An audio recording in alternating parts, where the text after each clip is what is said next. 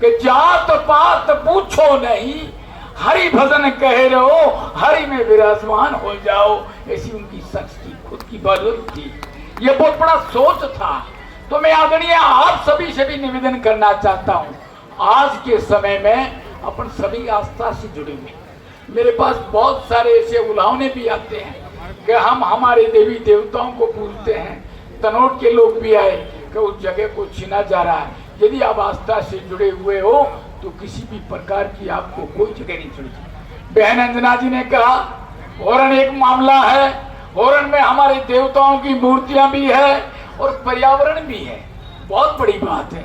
और हमने भी वादे किए थे, जब हम और रूपाराम जी आमने सामने प्रतिद्वंदी थे तो हमने पहली मांग यही थी आम जन की कि साहब ओरण भी रूपाराम जी ने कराई है, आपको भी करानी पड़ेगी।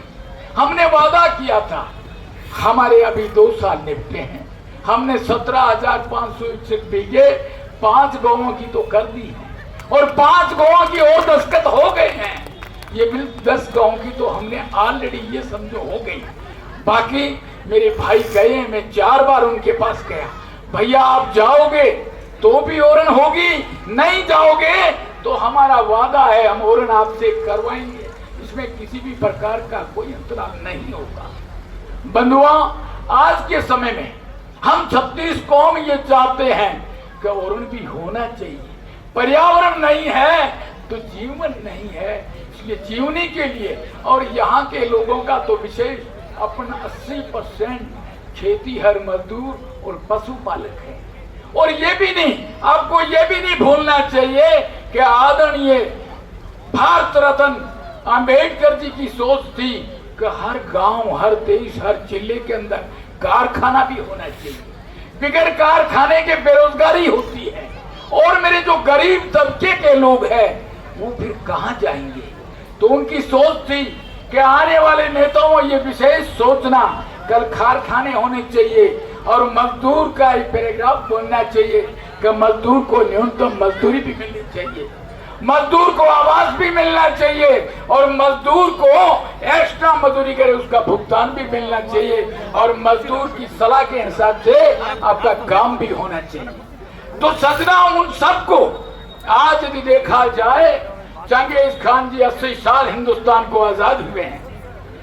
भाई साहब अध्यक्ष अमरदीन ने बहुत बड़ी बात की कि आपने जिस हिसाब से पंचायतों का पुनर्गठन किया वो स्वागत योग्य है। हमें मानता हूँ स्वागत योग्य है। मैंने हर 36 कौम के हर जंश की सलाह ली, हर मान की सलाह ली, हर बहन की सलाह ली कि आप क्या चाहते हैं कि छोटू सिंह इससे इधर की दूरी और इससे इधर की दूरी कम करने के लिए ये कहोगे कम से कम नजदीक से नजदीक दूरी में गांव बसना चाहिए, चाहे वो आपका हो चाहे पराया हो।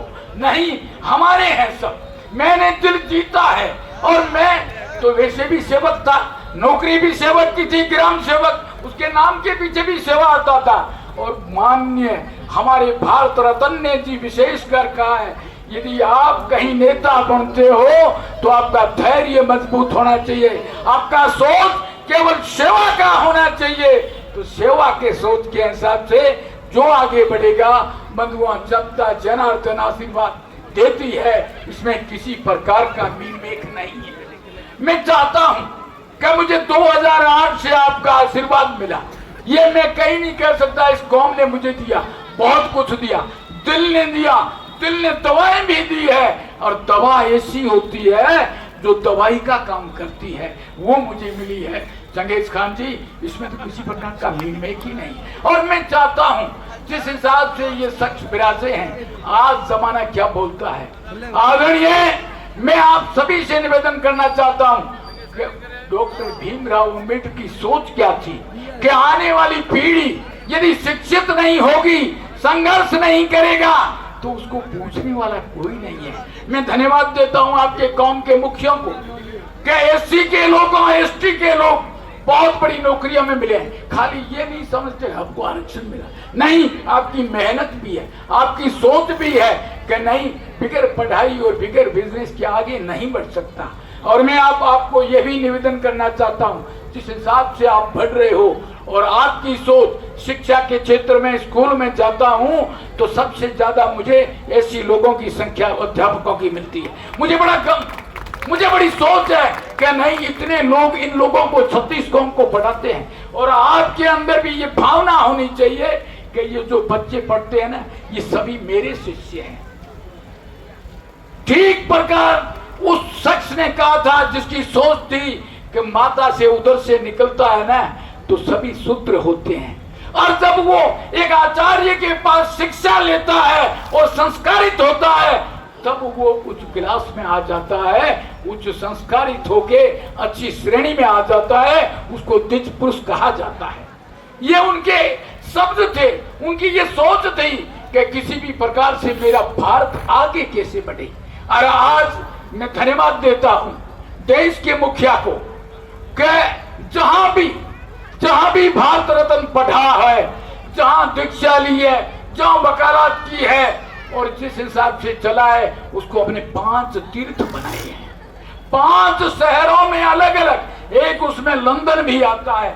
5 जगह हमने अंबेडकर जी की मूर्तियां लगा के ऐसे तीर्थ बनाए कि आने वाली पीढ़ी उनसे प्रेरणा ले कि ऐसा शख्स भी था जिसके पास अपार डिग्रियां थी, कोई डिग्रियों की कमी नहीं थी, और वर्ल्ड में समूह विश्व में भी ऐसा आदमी तीक्ष्ण बुद्धि वाला नहीं था।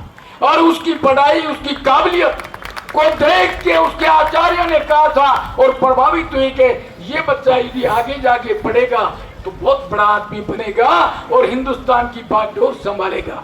तो मैं निवेदन करता हूं, ये शब्द बड़ौदा के महाराजा गायकवाड़ सिंह ने सुने और उन्होंने कहा ऐसा शख्स, ऐसी सूंघ बैठी है जिसको मौका नहीं मिलता है, तो क्यों न मैं इसको लंदन भेजूं और अपनी वकालत की डिग्री पूरी करके आएगा और हिंदुस्तान का आने वाले समय में वो बनाएगा संविधान जिससे पूरा भारत आज संचालित होकर चलेगा।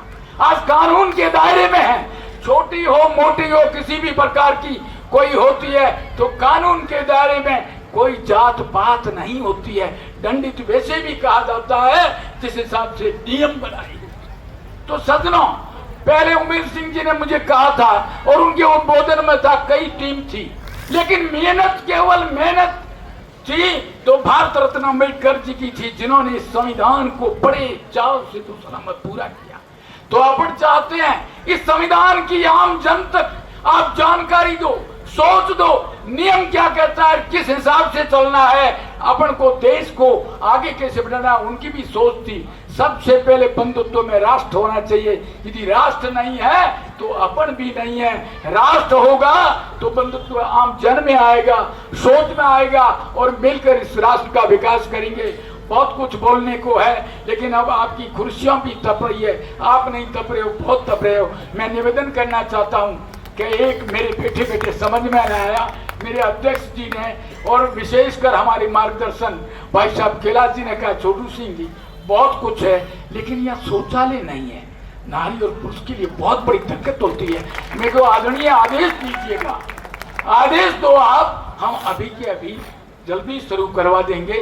पैसा लगेगा तो जनता का है, हम तो अस्थायी ट्रस्टी हैं, केवल दस्तखतों वाले हैं। जो आप मांगो, आप में से बहुत सारे लोग इंजीनियर्स हैं, आप अच्छी डिजाइन देख के मुझे पेश कर दोगे, इतनी रकम लगेगी, घोषणा की बात नहीं, आप बता देना, हाथों हाथ आपका काम शुरू करवा देंगे, सैंक्शन हो जाएगी।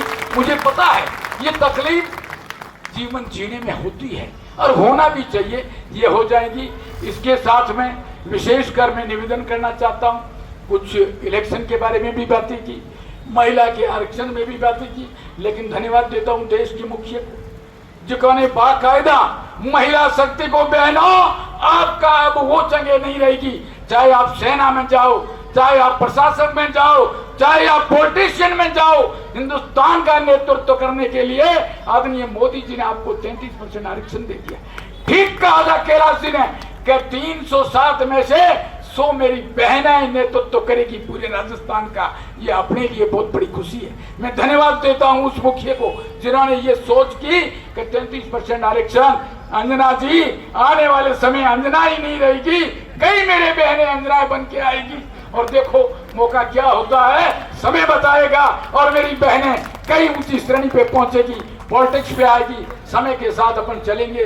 पुनः आप सबको बहुत बहुत धन्यवाद देता हूँ, साधुवाद देता हूँ, कि इस आयोजन कमेटी को धन्यवाद देता हूँ।